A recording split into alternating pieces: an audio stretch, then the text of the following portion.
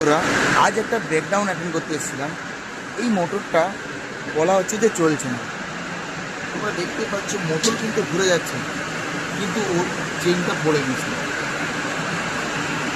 এই ভিডিওটা করে আমি তোমাদেরকে বোঝাতে চাইলাম যে সব সময় ইলেকট্রিক্যাল ফল্ট হয় সেটা না, কোনো কোনো সময় মেকানিক্যাল প্রবলেম হয়। তখন আমরা কনফিউশন হয়ে যাই এবং এদিক ওদিক তার খুলে বসি, তারপর লাস্টে চেক করি, দেখি মেকানিক্যাল প্রবলেম হয়ে গেছে। সবসময় যে ইলেকট্রিক্যাল প্রবলেম হবে তা কিন্তু না, সেটা কিন্তু তোমাদের খেয়াল রাখতে হবে। আমরা কি করি, সবসময় বড় প্রবলেমটাকে দেখি, ছোটোখাটো প্রবলেমকে আমরা অ্যাভয়েড করে দিই, তাই আমাদের প্রবলেম হয়। দেখে না বন্ধুরা, এই চেনটা কিন্তু খুলে আছে, মোটরটা কিন্তু ফ্রিলি ঘুরছে, দেখতে পাচ্ছ তোমরা, মোটর কিন্তু ফ্রিলি ঘুরছে, খালি এই চেনটা পড়ে আছে, সেই জন্যে আমার কনভেয়ার বেল্টটা ঘুরছে না।